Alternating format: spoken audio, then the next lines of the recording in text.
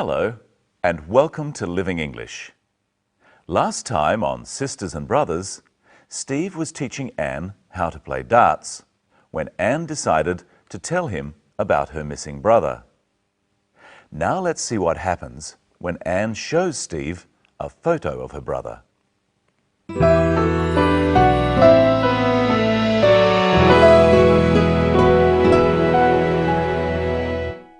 This is your brother. Yes. I know this man. You know him? I'm sure it's him. This is a man who works at the store where I buy fruit. Oh, I knew it. I knew it was him. We must go there now. Hold on. It's 10 o'clock at night. The market's closed. Let me have another look. How long since you've seen him? 2 years? It's him. I'm sure it's him. What's going on? Steve says he knows my brother. What? Oh, I think so. He says David's working at the market. That's right. My brother sells fruit for a living. Steve, are you sure? Yes. Anne thinks she saw him. Well, the markets are open tomorrow. Let's find out. I can't believe it. David working at the market. It looks like Anne is getting very close to finding her brother. In this episode, Anne tells Sarah what Steve said. We call this reported speech or indirect speech. Listen to Steve and then how Anne tells Sarah what he said. I'm sure it's him. What's going on? Steve says he knows my brother. Steve says he knows my brother. Anne uses the word says. Practice saying says with Anne. Steve says he knows my brother. What? We use says when we are talking about the singular third person. For the first person, I and we use say. I say, we say. For the second person, you, we also use say. You say.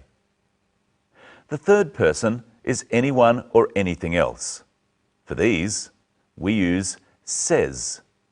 He says, she says, the doctor says, it says.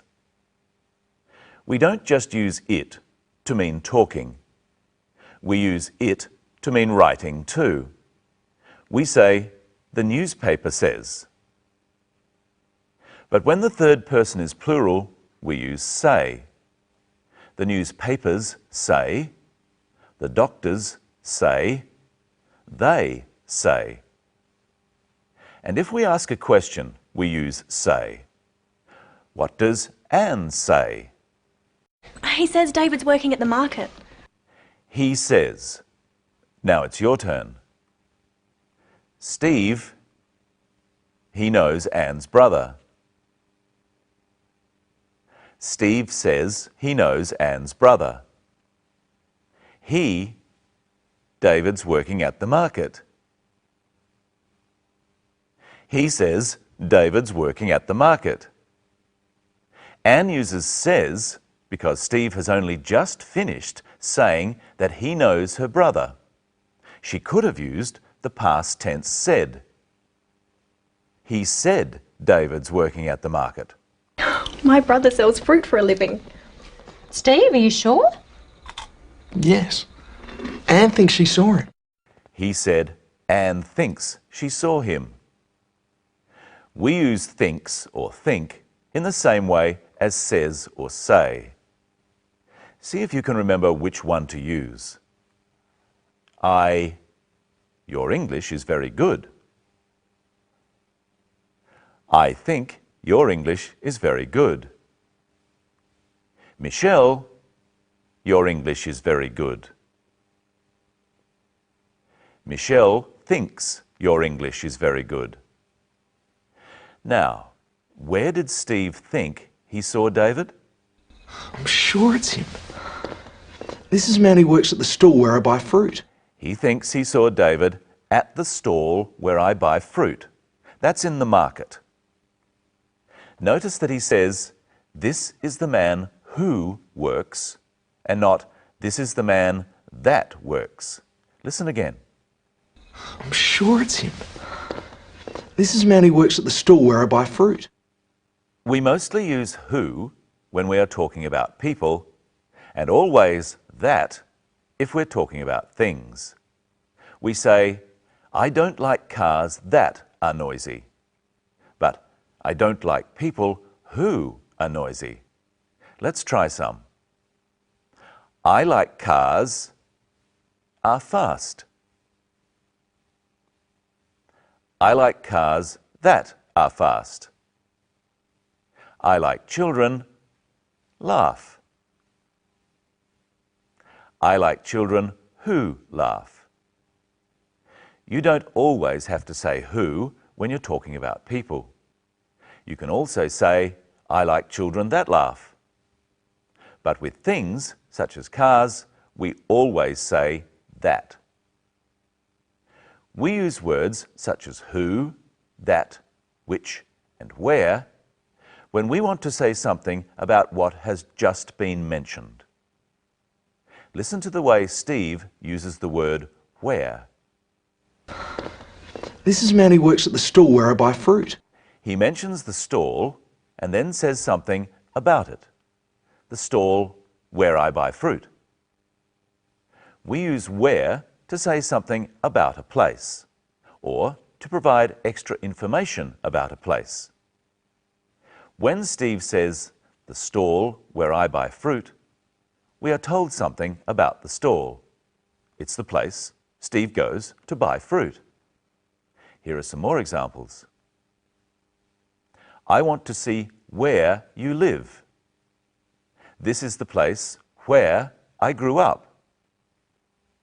Now see if you can use the right word, who or where.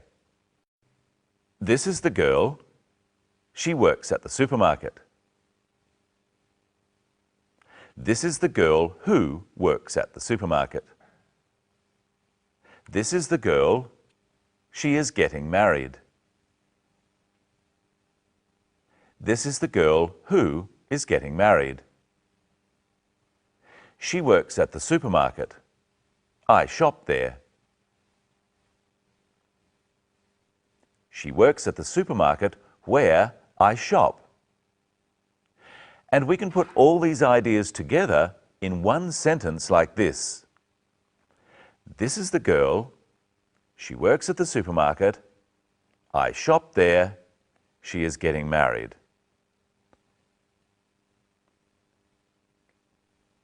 The girl who works at the supermarket where I shop is getting married. So words like who, where, which, and that can be used to link sentences or ideas together. Let's try another one. This is the house. I live there. This is the house where I live. This is the man. He owns the house.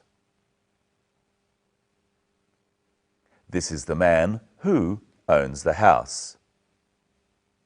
And putting the ideas together. This is the man. He owns the house.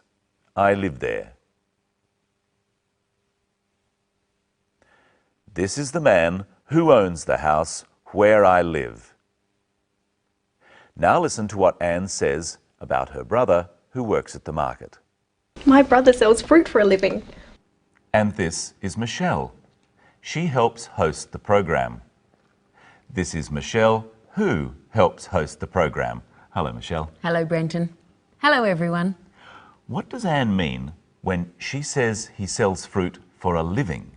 She means it's his job. His job is selling fruit at the market. It's how he earns enough money to live. We do jobs for a living.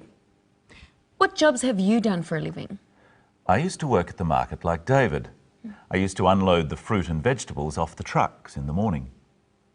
Used to?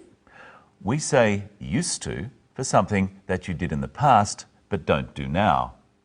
I remember you used to work as a checkout operator. That's right. That was years ago. Now you try. Add used to to these sentences. Brenton, work at the market. Brenton used to work at the market. Michelle, work as a checkout operator. Michelle used to work as a checkout operator. We say, I used to work as a checkout operator because it was a regular thing, a job. I used to work at the supermarket every day. So I could say, I caught the bus yesterday, so I only caught the bus once. But if I say, I used to catch the bus, I mean I did it often, every day. I used to catch the bus to work, but now I walk. Do you remember what Anne's job is? What does Anne do for a living? She works as a wine importer. Where does her brother work again? I can't believe it. David working at the market. He works at the market. We mostly say that we work at a specific place. We work at the TV station. David works at the market. Let's practice that. I used to work the supermarket. I used to work at the supermarket. A teacher works a school. A teacher works at a school. A professor works a university. A professor works at a university. So what do we mean when we say that we work in something? We mostly use in for the general type of work we do. We work in the media. When I was a checkout operator, I used to work in retail. Anne works in the wine industry. What about when we say we work for something? We work for money. No, I mean when someone says he works for a bank. Oh, that means the organisation you are helping with your work. A policeman works for the government. Or it can just mean an individual. I used to work as a babysitter for my aunt. You used to work in childcare. Yes. Now it's your turn. Which words will we put in here? I work as a TV presenter at the local TV station. I work in the media. Who do you work for? Well, I work for ABC Asia Pacific TV. It's a TV network. So I work for the TV network. We know that Anne's brother David works at the market, but what does he work as? Someone who sells fruit and vegetables is called a greengrocer. So David works as a greengrocer. Of course, you can also say he is a greengrocer. Well, that's all for today. We learnt about reported speech and what first, second and third person means. And some of the little words we use to talk about the jobs we do. In our next episode, we'll join Anne, Steve and Sarah at the market in their search for Anne's brother and find out some more about tenses.